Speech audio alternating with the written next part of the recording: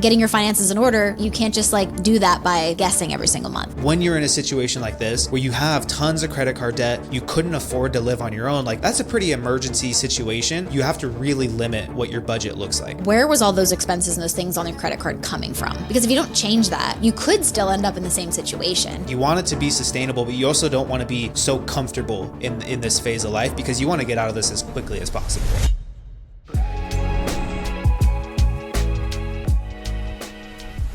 Welcome back to the show. Lauren and I are back for our weekly episode where we talk all things money. Lauren, I feel like you and I are pretty transparent about, our current financial situations. And I feel like looking in from the outside, it's easy to just see where, you and your husband are at, where me and my wife are at, and think like, okay, like, they have their finances together. Like life must not have been that hard for them, but they miss all of the work that had to go in before that to get to where we're at. You and your husband are getting ready to buy your second home. I think you guys already like technically bought it. Is that right? The mortgage is not like it's because it's a new build. Like the mortgage will happen like I think in like a month or so. Nice. Okay, for sure. It's like a few months out from actually moving in. So yeah, not yet, but we did. Yeah.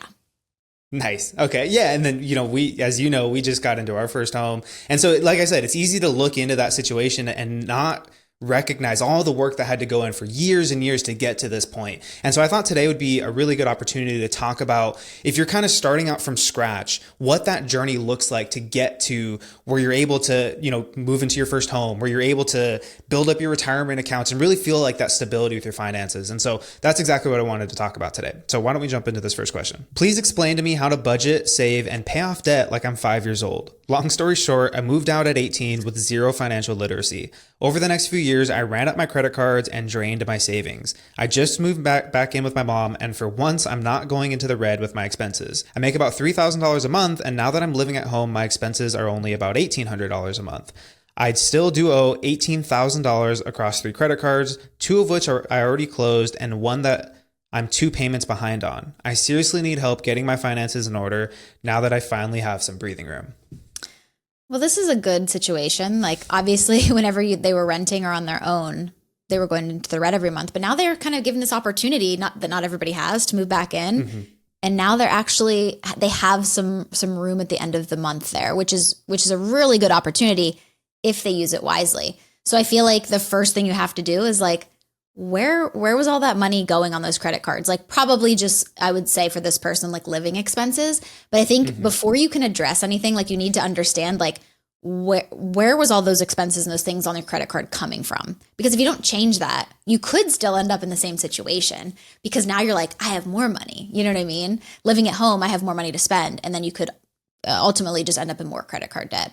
But I think the biggest thing is, and they've already sort of done it. They've closed the 2 credit cards and they have one they're a little bit behind on. But I think they have a really good opportunity here to start like building their emergency fund and start like hammering at this credit card debt. Because if they have an extra $1,200 a month to use, it seems to me that they could get ahead pretty quickly in this situation if they really want to get out of it. Yeah, 100%. Like it's all going to depend on what they decide to do next. But this is, I think, a perfect example of like what you and I have talked about in the past, where like to a degree, it doesn't really matter what your income is if you want to make progress. It's more about what you decide to do day in and day out. And like, look, like this person's bringing home $36,000 a year, right? Like the $3,000 a month. Now they are in like a pretty favorable situation where they can live at home. Now their expenses are way down, but even with such a limited income, right? Like there's ways to make this happen. And look, not everyone's going to be able to move back in with a parent, but even if they were to cut their expenses from, $3,000 to $2,700 a month, right? Yep. Now they're $300 left over to actually start making progress. And I think that's what the big takeaway here is like, it doesn't necessarily matter what you make. It matters more so like what you make and the difference between what you actually have to spend on a monthly basis, because that's where we can start to make progress. But yeah, I think, this person said that they already closed 2 of their credit cards. I think that's a good move for sure. And then with that last one, I mean, typically, like you probably don't want this to go into collections because that could lead to them garnishing your wages. Like it's a whole mess, right? It's easier if you can keep these payments up to date. That way you can go about paying them off, at your own pace, not because like a court ordered forces you to pay like, and they're garnishing your wages, right? So I'd probably take care of that one credit card that's late, but then I'm starting to chuck money at the lowest balance card. Because these are all credit cards, I imagine the interest rates are all around the same amount. And so I'm choosing the one with the lowest balance and trying to get that out of my life as quickly as possible to start making some actual progress on this. Oh yeah. And I mean, it's such a shock to like, be in a situation where you can't breathe. You're constantly putting things on credit cards. You're stressed. To now they actually have $1,200 left over a month that they have like wiggle room here. Yeah, I'd say they probably still need like a small emergency fund in place. Now they don't own a home. They're living at home. It doesn't need to be big, whether that's 1,000, 2,000, 3,000 for, whatever they're making, if they want to get a month of expenses in there, they could put that in their savings account and then just hammer at the credit card debt. If you have an extra $1,200 a month, now that's after you set aside, it's going to take you, very quickly to put aside an emergency fund. If you take that $1,200 a month and put it towards your credit cards, I mean, think about the math there. They could probably be out of this within 2 years, like definitely. Yeah. And then they're in such a different situation. They don't have debt at this point, so their money is not going towards, credit cards and paying those off. They could move back out and be like stable on their feet. So they have a really good opportunity here, but yeah, you just can't waste, this time. So yeah, I'd start with that small emergency fund and then just hammer at these credit cards because $1,200 a month is awesome.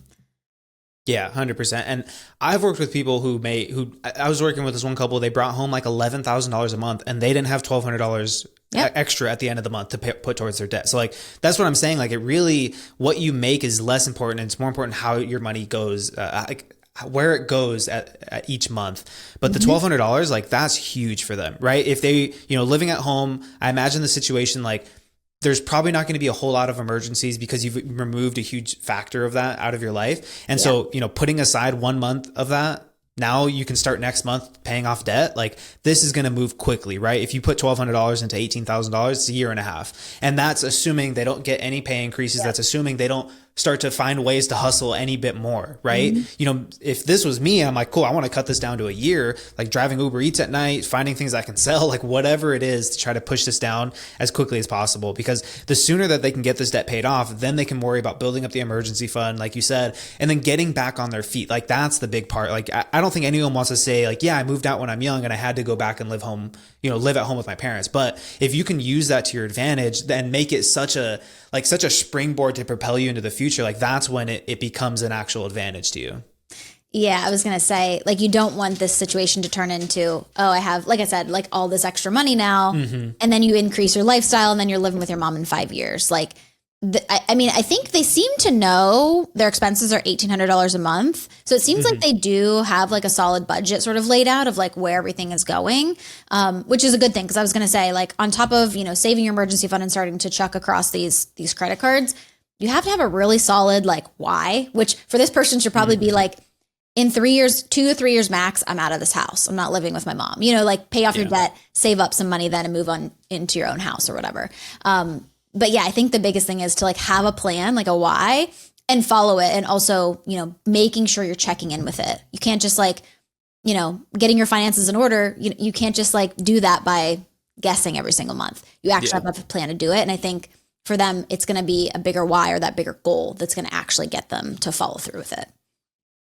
100%. And building on that, like narrowing in on the why is really going to help them keep this budget in order, right? Because if their expenses are $1,800 a month, that may not necessarily be what they're spending every single month, right? This is just purely like, what is your expenses on paper and what's your income, right? That's how we're getting that $1,200. But we know most people are probably not going to throw every single dollar. And look, like rarely do I tell someone like, hey, yeah, you shouldn't spend any money on yourself and every single dollar needs to be going towards paying off debt. Not because that doesn't make sense on paper. Like, of course that makes the most sense, but most people are not going to be able to follow through with that for an extended amount of time, right? If you tell someone, hey, you need to do this for the next 3 to 6 months, all right, that's realistic. But once you go beyond that, a year, 18 months, 2 years, right? Like it's really difficult to throw every single dollar you have at debt or building up your emergency fund or whatever, and not expect that person's going to spend anything on themselves, right? Even like that would even include like going to Starbucks or going out to dinner once a month or every other month, right? Like we want to build that stuff in, but when you're in a situation like this where you have tons of credit card debt, you couldn't afford to live on your own, like that's a pretty emergency situation. I would say you have to really limit what your budget looks like. It's all of your expenses. Yeah, make sure those are getting paid. And then what's the minimum that we can add to this budget in terms of like lifestyle spending to where like you want to toe that line of like, this is difficult, but also it's still sustainable for me, right? Like you want it to be sustainable, but you also don't want to be so comfortable in this phase of life, because you want to get out of this as quickly as possible. Oh yeah. And I was going to say, like, even if they have, the $1,200, let's just say they only have $1,000. Like after they do use that for something else, that's still a really good opportunity there to get things paid off and move forward. And like I said, by the time, 3 years is up, they've paid off their debt, they have savings, they're ready to go into the real world and on their own, and they don't have all of this like following them behind. So yeah, I think the biggest thing is to like, when we talk about this every single week, like, when you go out there in the real world and you start using credit cards and then it just like, you can't get them paid off. And then this is what happens, every single time. So understanding how to, move out back on your own and not fall into those same habits that you did before, I think is going to be helpful for this person. Now, Lauren, I'm curious, where do you sit on like the conversation of people like, there's one side of people who will say like, oh, it's better for your kids if they move out earlier on in life so that they can, you throw them into the deep end and the hope is that they learn to swim. Right. And then there's another group of parents that say, no, like I want my kids to stay at home for as long as they need to, because it's going to be to their advantage. Like, where do you sit on that, on not only when it comes to like learning these things like financial literacy, taking care of yourself as an adult, but also like maturing as an adult as well. And I guess like the implications of, well, if you live at home while you're into your later 20s versus if you were out on your own. I feel like I'm falling like somewhere in the middle of this. I don't think it's beneficial if you let your kids stay at home and then they're just blowing their entire paychecks and they're not doing anything with it. But I think it can be really beneficial if they are staying at home and they're saving up, they're paying off their student loans, they're doing all these things before they actually go out into the real world. So I feel like I sit like right in the middle there. Like obviously you want them to spread their wings and be independent, but sometimes coming out of college, I knew my first job, I made like $25,000 a year. You know what I mean? Like I did live on my own. It wasn't fun, but I worked 2 jobs to make that happen, by the way. But, I think there's an opportunity, but I don't think the answer is, yeah, let's just live at mom and dad's house so we can blow all of our money and we don't have to pay bills. We don't have to do laundry and things like that. So I think there's a very fine line there. If they are doing that, then I think it's the parent's responsibility to be like, A, you owe rent or you're out. You know what I mean? So that's kind of where I sit with it. What about you? I think I generally agree with that. I think for me, like it really depends on the motivation of the kid, right? Like if they are someone who's very highly motivated and they want to build up their savings, they're like, oh, I want to start investing. I want to get my own car. Like I want to be able to do my own thing. It's like, cool. Like use this as an opportunity then, like I said, to be a springboard into the future. It's not going to hinder your growth as like an adult so much if you stayed at home an extra year or two. Right. But then on the flip side of that, if someone isn't unmotivated or they're in that situation, like you said, where it's like, oh, I don't have expenses and so I can just spend my money, like that's where it's like, no, it'd probably be advantageous for them to get out of the house as soon as possible to figure out what the real world is like, understand like, okay, like even though I don't want to do these things, like there's just things that you have to do as an adult, Yep. So it's tough because I tend to lean more towards like it's better for you to go out earlier on in life, but also like if you could stay home for another year or two and now moving out is like potentially buying your first home or like having such a good position where you don't have debt, you have a paid off car or whatever, and that's how you're starting adulthood, that's also such a game changer as well. Yeah, for sure. All right, let's move into the next one here. All right, so this one says, we're finally debt free. Now what? Within the past hour, we just paid off my car loan, which was my last remaining debt. We're now 100% debt free. But now the question is, where do we go from here? With the last of our debts finally paid off, our monthly expenses are now about $1,500 less per month. How can we use that money to create more stability with our finances? For so long, it felt like we were living month to month with everything else going towards debt.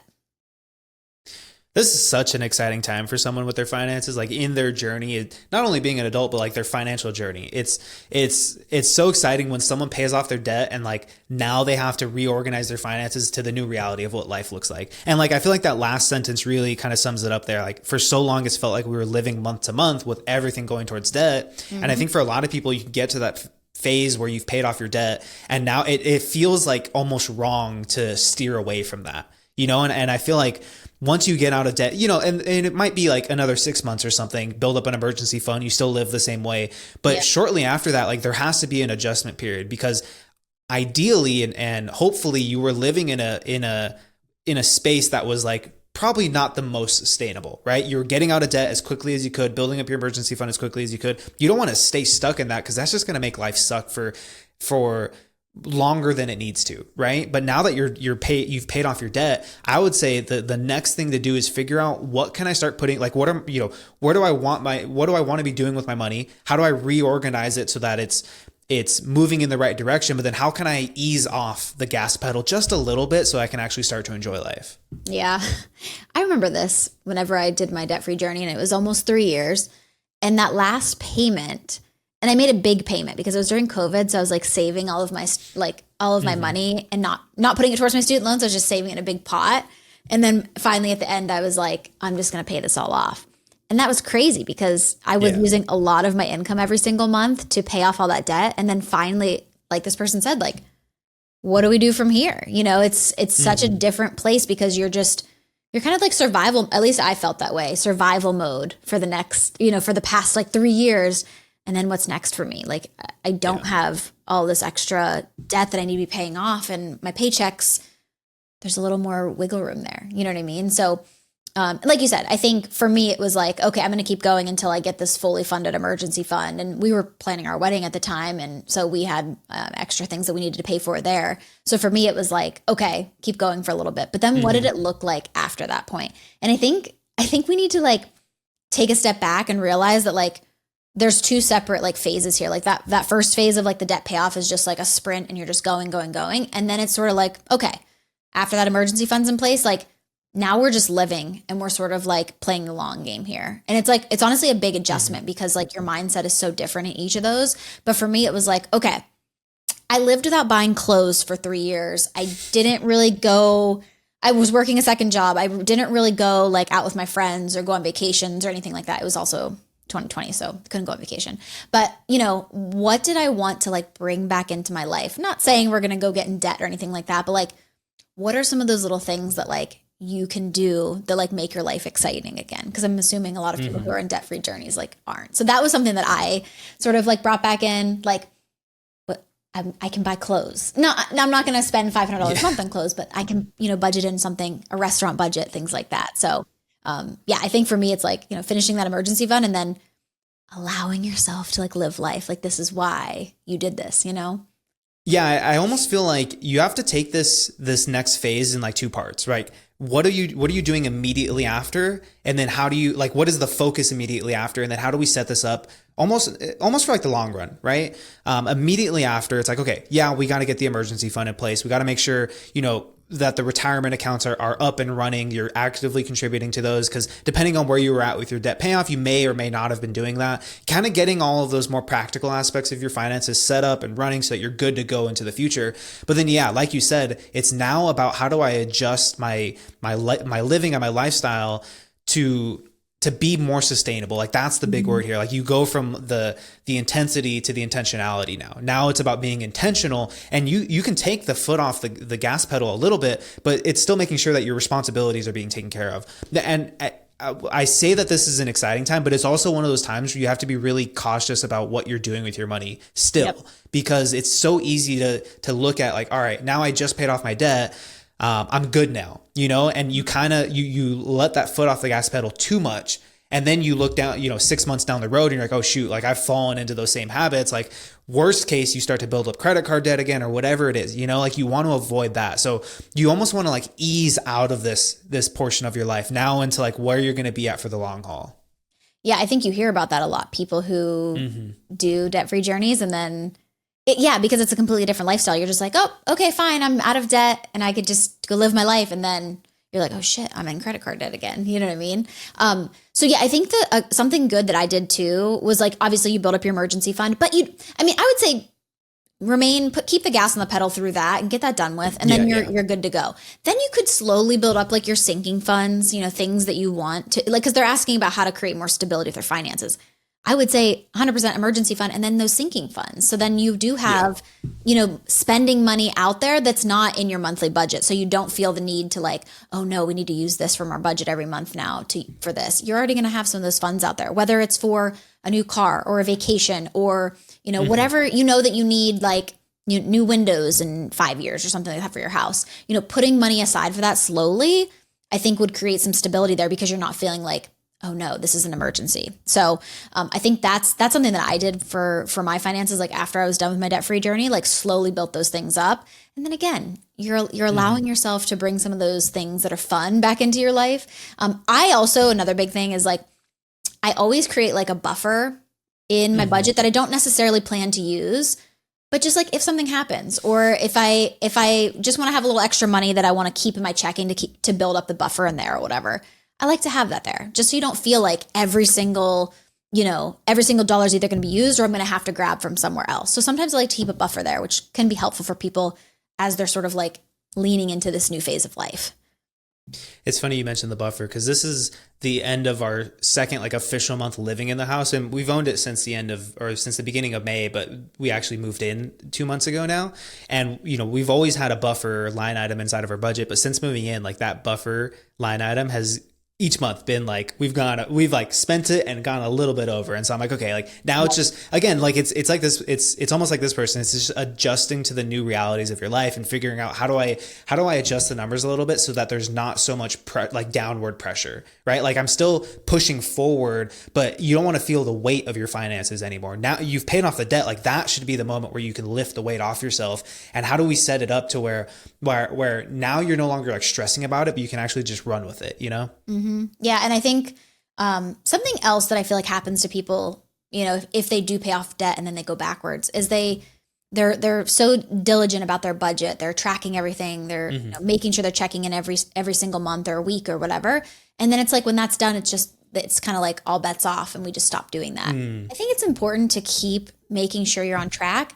Do you need to do what you do, Nick, and track everything like all the time? I don't think so, but I do think it's good to check in with that just so you know you're on the right page, whether that's monthly. If you want to back off a little bit on your budgeting spreadsheet or whatever, great. Do something like that on like a monthly basis, but just making sure you're on track, I think will keep you kind of on the path forward, but not like completely going in the wrong direction. No, I love that. Yeah. And I think that's a really important part is like, there's a time and place for doing these, like going to the extremes with your finances. And when you're trying to get out of debt, especially if it's credit card debt, like being very diligent about how you track every single expense, knowing where every single, like not even just dollar, where every penny went, right? Because that's what's going to be so important to help you pay off that debt. Once you get out of that, like, yeah, there may still be a moment where like that's beneficial. So you can just make sure that things are still okay. But then again, it's loosening up a little bit and saying like, all right, maybe I don't need to be so diligent with every single dollar. I just need to make sure that the bills are paid. I'm making progress on my goals and I'm not spending more than I bring in, right? Like if you can do those three things, you're going to be making progress. And whether or not you were super diligent with the budget is not going to matter 6 months down the road or a year down the road, right? Yeah. And I think something I see too when people do get in like a mode of either debt payoff or some type of goal, and then I start to hear like, well, I've sort of fallen back into old habits. I'm like, okay, so what can you do? Then you need to go back and start budgeting weekly or whatever. Like I don't know why we just think like we don't know the answer to it, but we do. You just have to start from the beginning. I used to talk to people all the time that'd be like, I've just sort of gotten off track. And I'm like, okay, we know how to get back on track here. So let's just get back on and continue on the way. It's like once we fall off, we feel like we can't get back on. So I think that's important too, to just, evaluate the situation and take a step back and be like, okay, I need to get back on track here. If you determine that, you're sort of falling off after your journey. That's such a good point because I feel like when people get to that space where they're like, I used these like extreme habits, you could say, to like get to a new area of my finances, I'm starting to fall back. You almost feel like, well, those extreme habits, like I'm past those. I already did those, but like, no, those are what worked. And sometimes you do just have to go back to those things that worked, even if it feels like a step back. Like it's so much better to take a step back so you can take 2 steps forward than to continuously taking steps backwards because you don't want to like go back to the space that you thought you left in the rear view mirror. But why don't we move on to this last one? This one's really exciting. It's once you get a little bit down the road from paying off your debt, when you can start focusing on that growth. So this person put, how do we get our money to start working for us again? My husband and I finished paying off our debt about 2 years ago. We looked forward to making that last payment for so long and agreed to finally enjoy life a bit once we were debt free. Fast forward to now, and it feels like we haven't really made much progress since paying off our debt. We have some savings set aside and we're hitting our 401k matches, but it feels like we've lost a ton of momentum and motivation after hitting such a big goal. How do we get our money to start working for us again? This is crazy because I felt the same exact way. So the last situation was like immediately after, what do you do next? And it's easy to be like, okay, do this, this, and this, right? But this is more of like, okay, we're thinking further into the future now.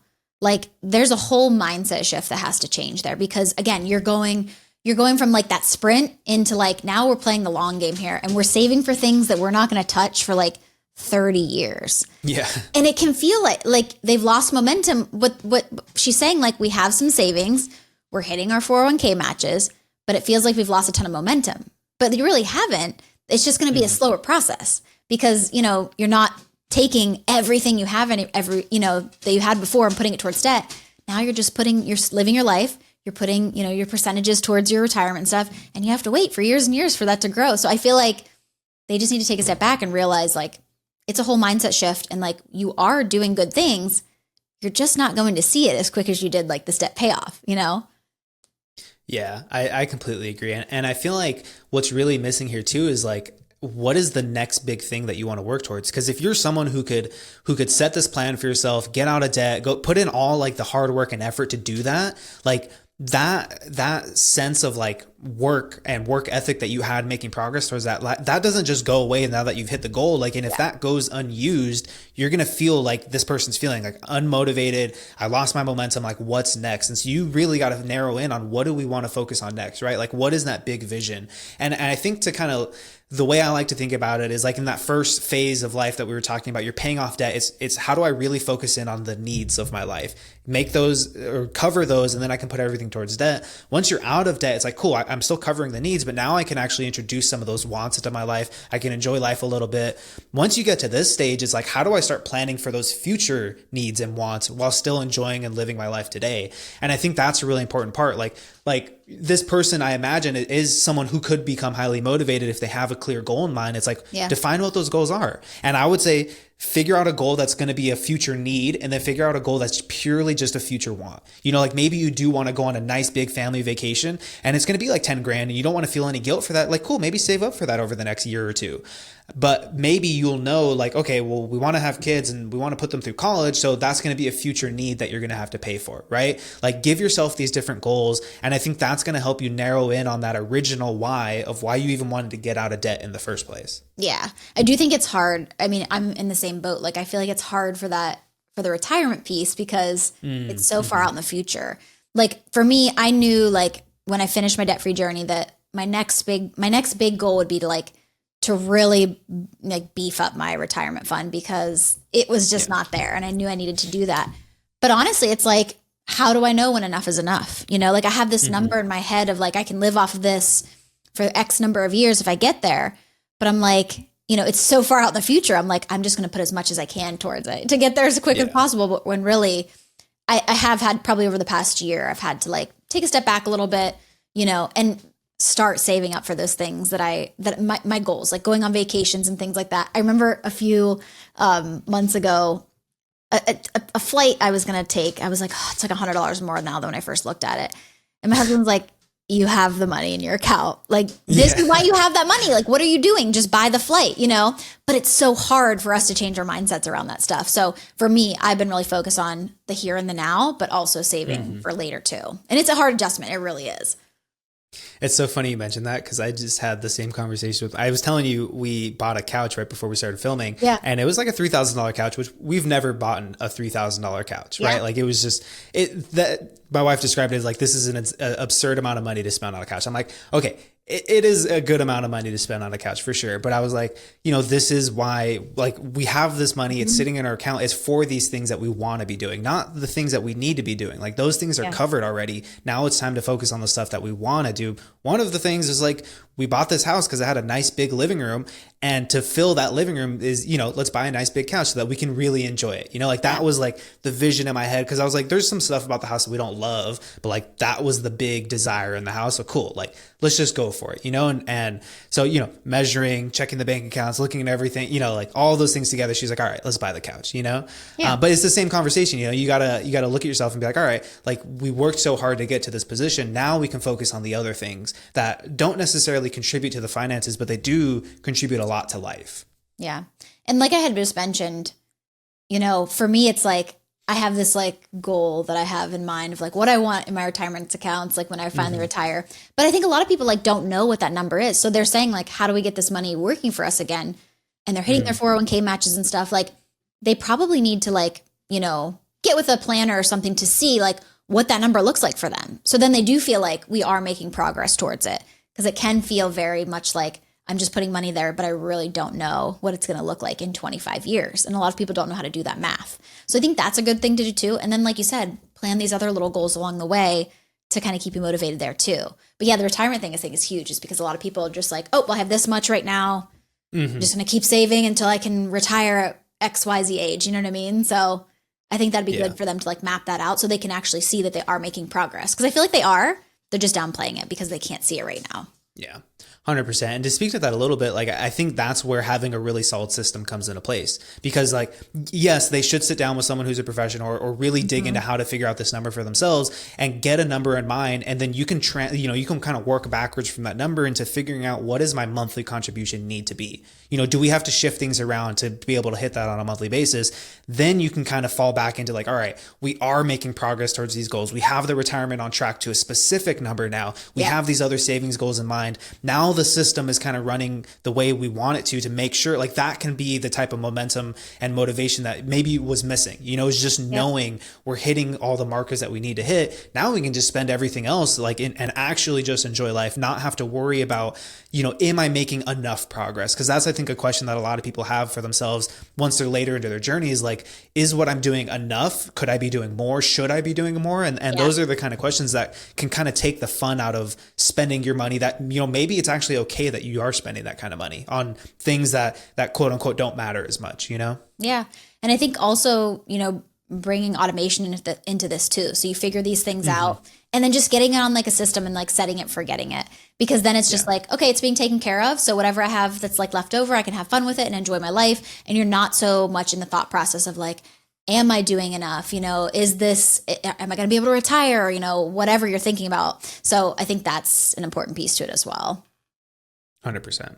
Cool. Well, that wraps up today's episode. And as always, if you found some value out of it or you enjoyed it, the best way you can help us grow is by subscribing and sharing this with a friend. Yeah. And if you want to have your money question answered on the show, you can visit our website, justanothermoneypodcast.com, and click the submit a question button. And don't forget to join us for another episode of Just Another Money Podcast.